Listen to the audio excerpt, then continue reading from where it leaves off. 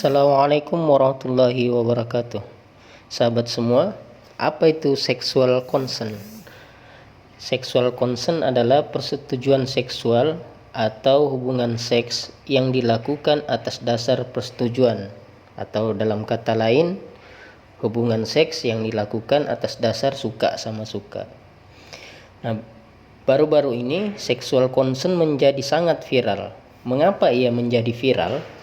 Karena diketahui salah satu kampus di Indonesia memberikan materi kepada camaba, materi pencegahan kekerasan seksual dengan pendekatan sexual consent. Ternyata berita ini sempat disanggah oleh pihak kampus tersebut, tapi ada dosen dari internal kampus tersebut yang mengakui hal tersebut, bahwa materi sexual consent ini memang sempat disampaikan dalam materi camaba tersebut. Dapat dilihat dari link yang kami bagikan di deskripsi. Mencegah kekerasan seksual melalui pendekatan seksual consent bertentangan dengan Pancasila sebagai dasar negara kita, nilai-nilai agama dan budaya Indonesia yang sangat menjunjung tinggi kesopanan dan kesusilaan, sebagaimana dasar Pancasila kita menyebutkan kemanusiaan yang adil dan beradab. Sedangkan seksual yang dilakukan atas dasar suka sama suka tanpa ikatan yang resmi adalah suatu hal yang tidak beradab. Indonesia adalah negara hukum yang berasaskan Pancasila, di mana setiap pengaturan hubungan hukum antar manusia ada yang dinyatakan secara tegas di dalam undang-undang ataupun menjadi hukum yang hidup di masyarakat. Dan walaupun Indonesia bukan negara agama, tetapi agama sudah menjadi bagian integral yang tidak terpisahkan dari kehidupan masyarakat.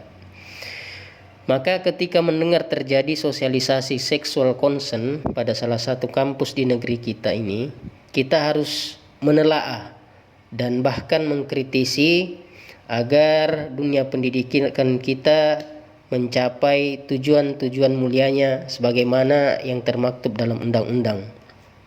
Dunia kampus adalah tempat membentuk generasi muda agar menjadi pribadi yang berakhlakul karimah, berbudi pekerti yang baik, sehingga bisa melahirkan generasi yang membawa peradaban mulia di dalam kehidupan berbangsa dan bernegara. Bukan pendekatan persetujuan atau suka sama suka yang justru rawan atau potensial menjadi legitimasi bagi generasi muda melakukan seks bebas. Terlebih jika pendidikan ini disampaikan tanpa menekankan pentingnya pernikahan. Dengan sexual consent, maka generasi muda perlahan-lahan lambat laun meninggalkan pernikahan yang ianya adalah ikatan resmi antara sepasang manusia. Karena untuk memenuhi kebutuhan biologisnya, cukup dengan sexual consent yang di dalamnya tidak terdapat perjanjian atau ikatan hak dan tanggung jawab antara satu sama lain. Sedangkan pernikahan syarat dengan hak dan tanggung jawab antara suami dan istri. Sehingga bagi generasi muda yang berpikir pragmatis, maka sexual consent menjadi legitimasi mereka untuk memenuhi kebutuhan biologisnya. Dan sexual consent akan membentuk masyarakat yang semakin akrab dengan seks bebas, kumpul kebo, sampai kepada kasus aborsi. Bahkan pendekatan sexual consent juga menjadi ancaman bagi kehidupan rumah tangga, karena sexual consent menjadi legitimasi terjadinya perselingkuhan hanya atas dasar suka sama suka, sehingga yang akan terjadi adalah keretakan rumah tangga.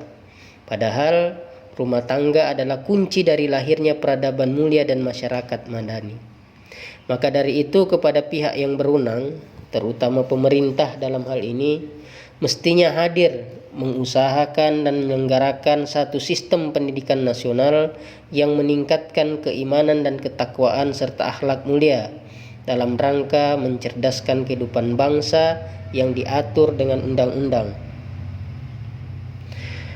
Dan terus melakukan pengawasan terhadap proses pembelajaran agar dapat mencapai tujuan tersebut, serta sigap bertindak manakala ada penyimpangan yang terjadi yang semakin menjauhkan generasi kita dari falsafah kemanusiaan yang adil dan beradab.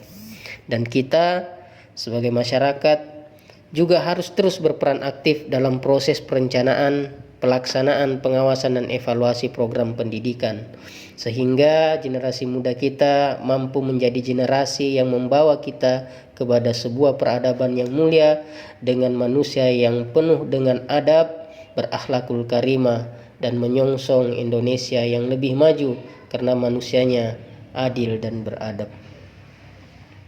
Demikian, Assalamualaikum warahmatullahi wabarakatuh.